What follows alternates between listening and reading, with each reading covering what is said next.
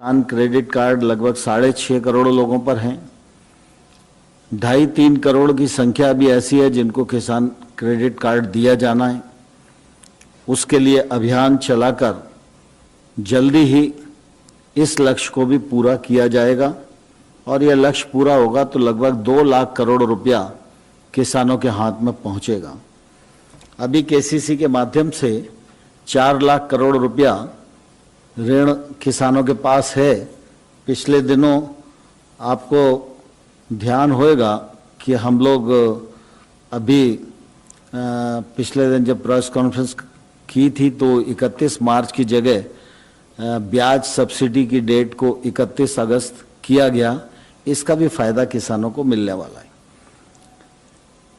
FPO बने, company act में बने, कोऑपरेटिव एक्ट में बने, लेकिन समूह खेती शुरू हो जिससे किसान की क्रय करने की भी क्षमता बढ़े, उत्पादन करने की क्षमता भी बढ़े, लागत भी उसकी कम आए और वो अपने खेत में उत्पादकता बढ़ाने में भी सफल हो सके और सामूहिक रूप से वो अपने उत्पाद का विपणन कर सके।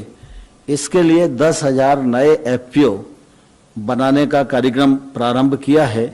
इस पर लगभग 6,866 करोड़ रुपए का खर्च आएगा।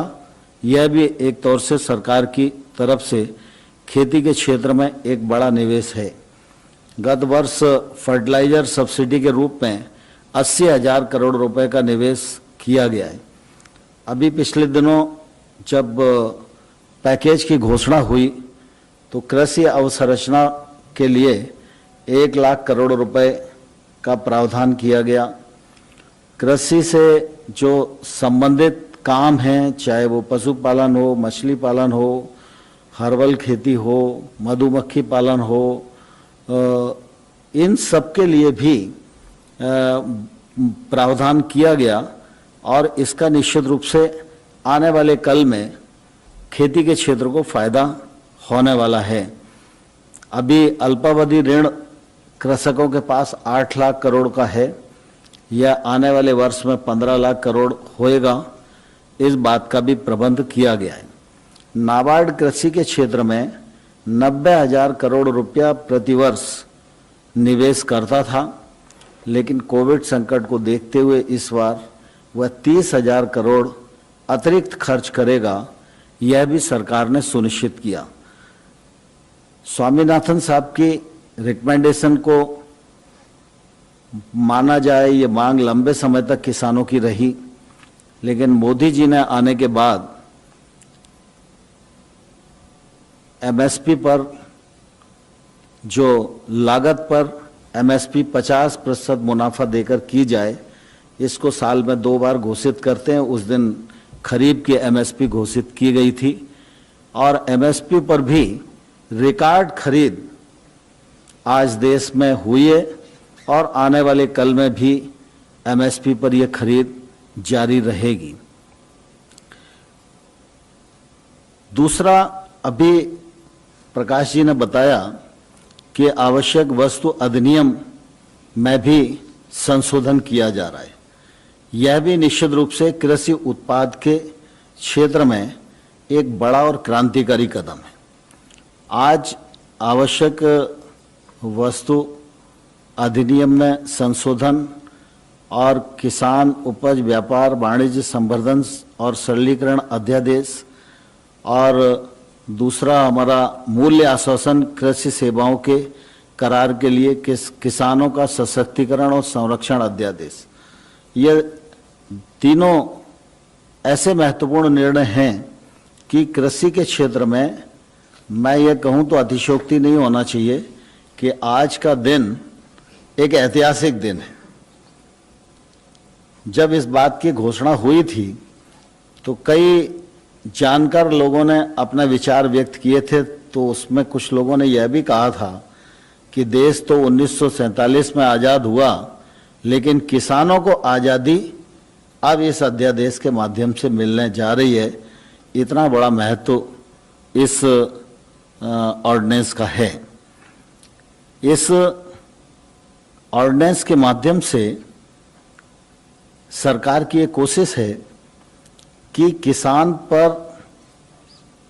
जो अपने उत्पादन को बेचने के लिए प्रतिबंध लगे थे, उन प्रतिबंधों से पूरी तरह मुक्त किया जा रहा है।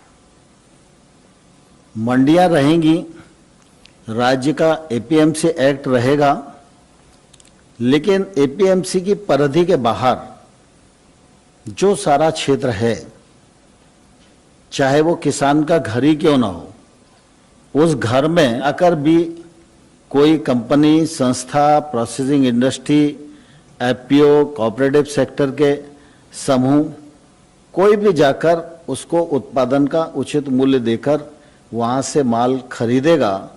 मंडी की परिधि के बाहर पूरा ट्रेड एरिया होगा जहां पर ट्रेड हो सकती है, और इस खरीद और बिक्री पर किसी भी प्रकार का कोई टैक्स किसी सरकार का नहीं होगा, कानूनी बंधन किसी भी प्रकार का नहीं होगा।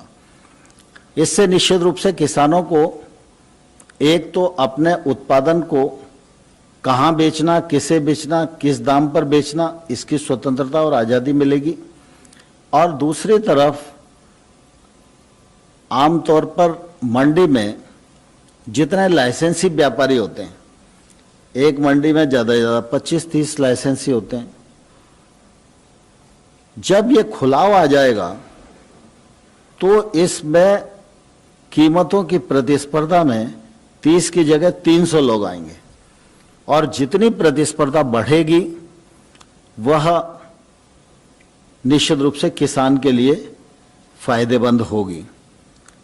इस में यह भी प्रावधान किया गया है कि बहुत सारी कानूनी अड़चनें न हों, किसी प्रकार का इंस्पेक्टर राज ना आए, क्योंकि मंडी से बाहर निकलेंगे प्रतिबंधों से, फिर कोई दूसरा इंस्पेक्टर आ गया, तो इससे भी बचाव रखा गया। इसलिए किसी के पास अगर पैन कार्ड है तो वह भी व्यक्ति खरीद कर सकता है, एफपीओ खरीद कर सकते हैं, कोऑपरेटिव सेक्टर के पैक्स